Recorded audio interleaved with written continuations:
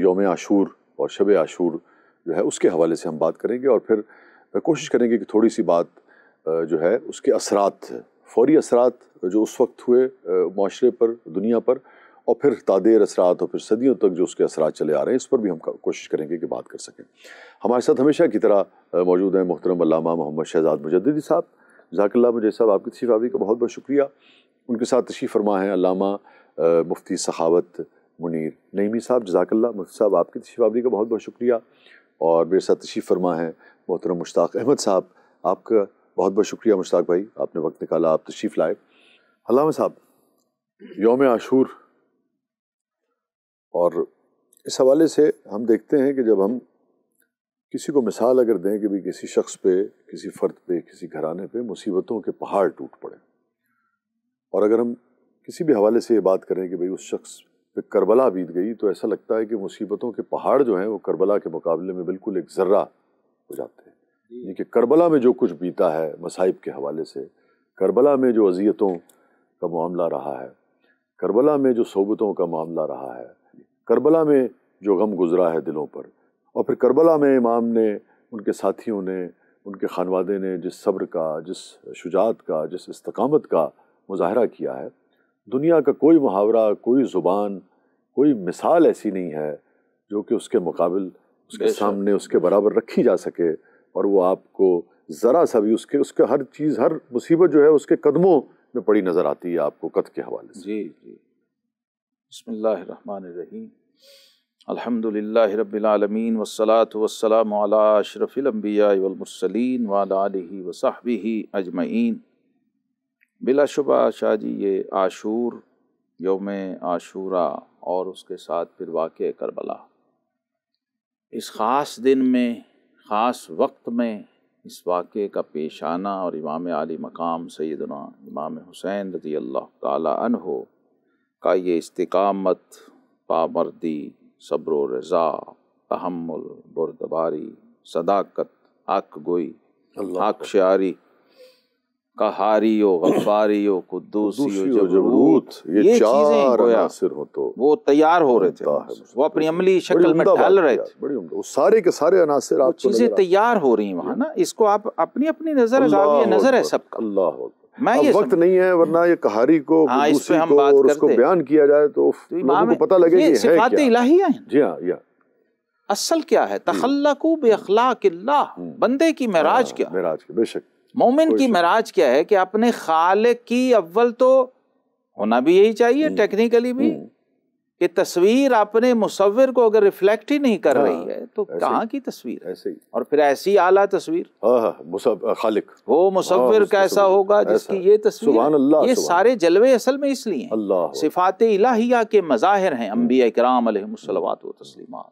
پھر انبیاء کرام علیہم الصلوات و تسلیمات سے جڑے ہوئے لوگ، اہل بیت انبیاء، اصحاب انبیاء، ان کے فالوور، متبعین، ایک سے ایک، اور یہاں تو پھر امام الانبیاء، خاتم الانبیاء والمرسلین صلی اللہ علیہ وسلم ہے، جن پہ نبوت اور رسالت خود ناز کر رہی ہے، اور ساری نبوت 1,24,000 پیچھے دست بستہ کھڑی ہے۔ یہ وہ گھرانہ ہے۔ امام عالی مقام سیدنا امام حسین رضی اللہ عنہ کو اگر آپ ان کی سیرت کو ڈیپلی دیکھیں، اور ساتھ آپ قرآن پاک پہ آپ کی نظر ہو، تو آپ کو قدم قدم پہ حسین عملاً آیات الہی کی تفسیر نظر آئے، اور خود حسین بھی آیت الہی، مجموعہ آیات الہی آئیں۔ آپ کربلا میں، عاشور میں جب آتے ہیں تو ان الذین قالوا ربنا اللہ ثم استقاموا کیا ہوتا ہے؟ اگر کسی نے بغیر ترجمے تفسیر کے دیکھنا ہے تو کربلا میں سبحان اللہ، امام علی مقام امام حسین کے حضور حاضر تھے کہ بے شک وہ لوگ جنہوں نے کہا کہ اللہ ہمارا رب ہے، پھر اس پہ ڈٹ گئے، استقامت۔ صحابی آئے، عرض کی یا رسول اللہ صلی اللہ علیہ وسلم، کوئی ایک ایسی نصیحت فرما دیجئے کہ پھر اس کے بعد کسی نصیحت کی ضرورت نہ رہے۔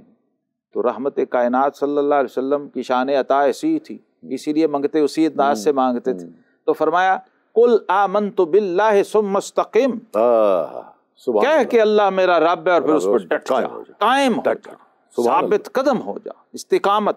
اور وہاں وہ جو آزمائش و امتحان وَلَنَبْلُوَنَّكُمْ بِشَيْءٍ مِّنَ الْخَوْفِ وَالْجُوعِ کی بات آئی نا، وہ اس کو فائنلائز کہاں کیا ہے؟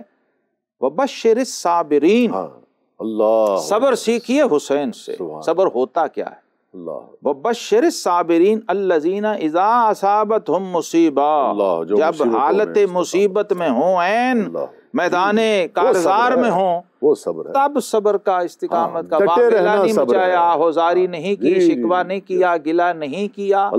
جب اس ہستی، اس نسبت کی حامل ہستی نے نہیں کیا تو ان سے کم اور چھوٹا کیسے کر سکتا؟ گویا وہ سارے راستے بند کر دیے امام عالی مقام امام حسین نے، جو بے صبری کی طرف جاتے تھے. سبحان اللہ. اور یہ امام عالی مقام امام حسین کی نسبت کا فیضان ہے شاہ جی. لوگوں نے، جنہوں نے فیض لیا ہے، انہوں نے پھر اس کے عملی مظاہر دکھائے. تو استقامت کو، صبر کو، حق گوئی کو یکجا کر کے اس کی قیمت ادا کر، کیونکہ قیمت ہوتی ہے. حضور صلی اللہ علیہ وسلم امام حسین کے نانا جان فرماتے ہیں کہ اللہ کی راہ میں سب سے بڑھ کر انبیاء ستائے جاتے ہیں، انبیاء کو اذیت دی جاتی، اور انبیاء میں سب سے بڑھ کے میں ستایا گیا ہوں، سب سے بڑھ کے میں نے تکلیفیں اور اذیتیں اٹھائی ہیں. ثم الامثل فالامثل، یہ الفاظ ہیں.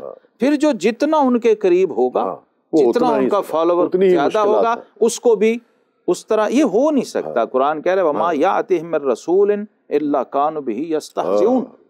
نبوت سے بڑا تو کوئی منصب ہے ہی نہیں. تو جب فرمایا کوئی نبی ہم نے ایسا نہیں بھیجا جس کا لوگوں نے تمسخر نہ اڑایا ہو، جسے تنگ نہ کیا ہو، جسے ایذا نہ دی ہو، تکلیف نہ پہنچائی. تو یہ وہ راستہ ہے جس پر امام عالی مقام امام حسین رضی اللہ تعالیٰ نے چل کے دکھایا ہے اور ایک ٹرینڈ سیٹ کیا ہے. اب کربلا کو مجھے یوں لگتا ہے کہ امام حسین نے قیامت تک ایک پیمانہ اور ایک کسوٹی بنا دیا ہے جس کے اوپر قیامت تک حق اور باطل پر واضح کر دیا، بالکل واضح کر دیا.